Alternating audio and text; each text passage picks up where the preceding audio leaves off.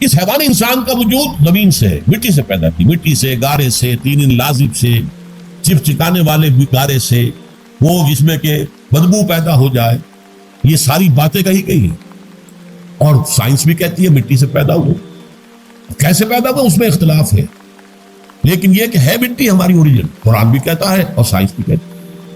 اور ہمارے وجود کو جب وہ تھک جائے، مزمحل ہو جائے، اس کی انرجی کم ہو جائے، تو اس کے لیے جو غذا ہے، جو تقویت ہے، وہ بھی ساری زمین سے آ رہی ہے.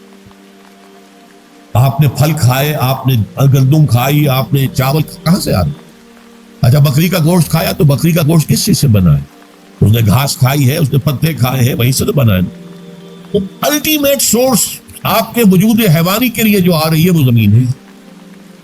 وجود روحانی کو بھی تقویت کی ضرورت ہے، وہ بھی مزمحل ہوتی ہے، کمزور ہو جاتی ہے. خاص طور پر جب کہ وجود حیوانی کا اس پر غلبہ ہو جائے، تب تو یوں سمجھیے کہ وہ بالکل بے ہوش ہو کر موت کے قریب پہنچ جاتی. اس کی تقویت، اس کی غذا وہیں سے آئی ہے جہاں سے روح آئی.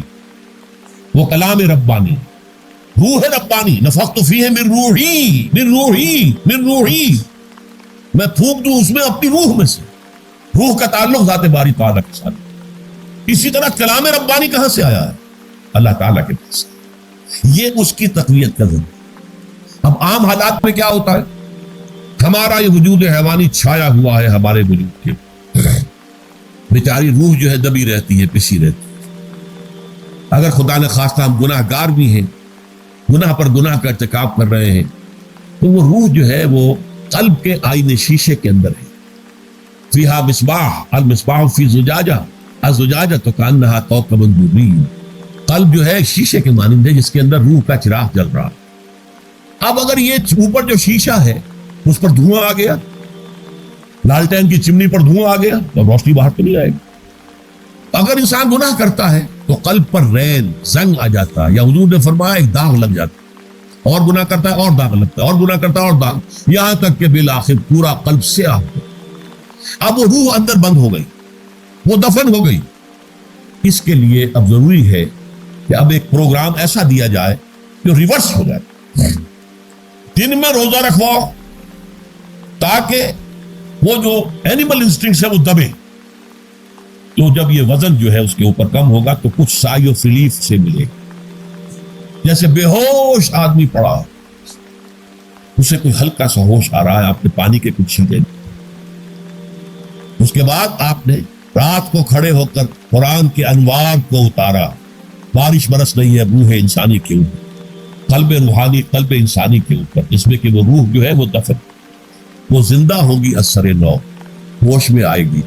اور ہوش میں آئے گی تو دو کام ہوں گے. ایک تو اس سے قرآن کی عظمت کا احساس ہو، یہ قرآن میری حیات تازہ کا ذریعہ بنا ہے. میں دب گئی تھی، میں پس گئی تھی، میں بے ہوش تھی، میں نیم مردہ تھی.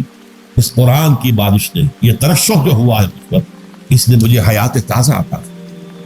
یہ جو قدر کا احساس ہوگا قرآن کا، لعلکم تشکرون، تاکہ تم قرآن کی عظمت سے واقف. ایک انسان بھوک کی وجہ سے اس کا شوگر لیول اتنا گر گیا کہ بے ہوش پڑا ہوا. اب ظاہر بات ہے کہ آپ اسے کچھ پانی کے چھینٹے دیں گے تو کچھ ہوش میں آئے گا، پھر غذا دیں گے تو اب وہ پوری توانائی پر آئے گا، تو معلوم ہوگا اسے اس غذا کی کیا قدر و قیمت.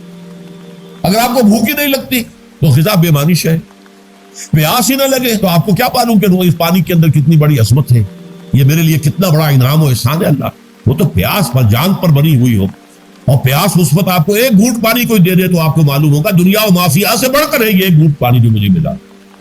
اسی طرح جب روح دبی ہوئی تھی حیوانی وجود کے بوجھ تلے، جبکہ وہ نیم خوابیدہ یا نیم بے ہوش یا بالکل بے ہوش تھی، وہ دن میں تو روزہ رکھ کر اس پر سے حیوانی وجود کا وزن کم کیا گیا، اسے ایک ریلیف کی.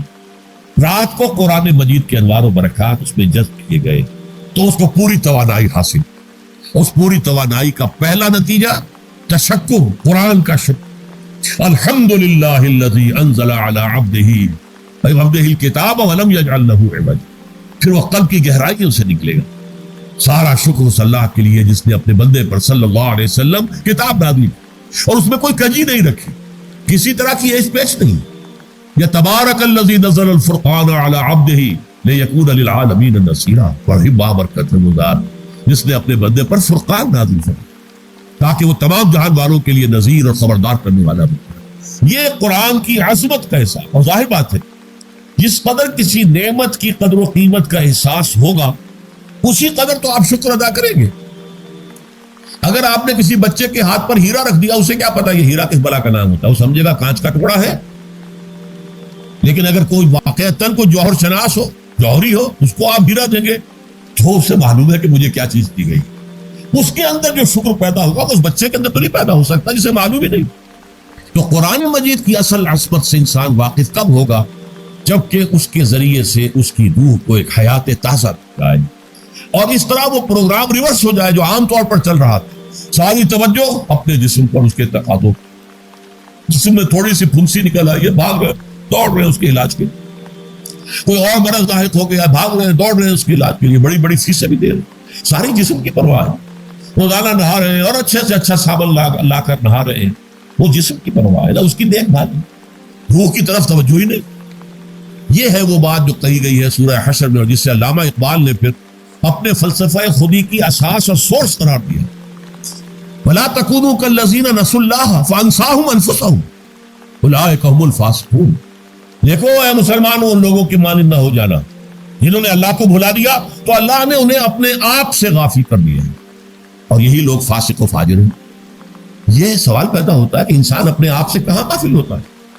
جہاں اپنے وجود حیوانی سے غافل ہوتا، جب بھوک لگتی ہے تو ادھر ادھر منہ نہیں مارتا، غذا کو حاصل کرنے کے لیے کوشش نہیں کرتا، پیاس لگتی ہے تو کیا پانی یا کوئی اور مشروب تلاش نہیں کرتا، کوئی بیماری لاحق ہوتی ہے تو کیا اس کے علاج کی طرف توجہ نہیں کرتا، اسے آرام کی حاجت ہوتی ہے تو آرام نہیں لیتا۔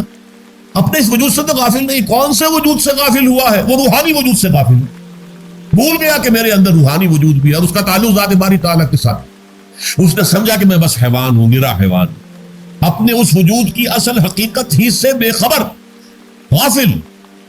چنانچہ آج کے دور کا سب سے بڑا المیہ کیا ہے؟ ڈارون کے نظریے کی جو اثرات پیدا ہوئے ہماری معاشرت پر، ہماری سوچ پر، ہمارے فکر پر، ہمارے فلسفے پر، ہماری سوشولوجی پر، وہ کیا ہے کہ ہم بھی نرے حیوان ہیں اللہ داخل۔ یہ سب سے بڑی محرومی ہے اس دور کی کہ انسان اپنے اصل شرف سے خود ہی مستعفی ہو گیا، ہمارا کوئی وجود ہے ہی نہیں، روحانی وغیرہ، روح کسے کہتے ہیں ہم نہیں جانتے، بس یہ جسم کے، ہم اللہ کو نہیں جانتے کون ہے کون نہیں ہے، ہوگا ہم تو اس کائنات کو جانتے، ہم روح سے واقف نہیں، ہم تو اپنے جسم کو واقف، آخرت سے اب ہمیں کچھ پتہ نہیں، شاید ہو شاید نہ ہو، کچھ پتہ نہیں، لیکن یہ زندگی تو ہے، اسے ہم جانتے ہیں۔ یہ ہے آج کے انسان کا سب سے بڑا علم، اور یہ ہے ماس اسکیل کے اوپر ارتداد، ذہنی طور پر مرتد ہو چکے ہیں انسانوں کی عظیم اکثریت مرتد۔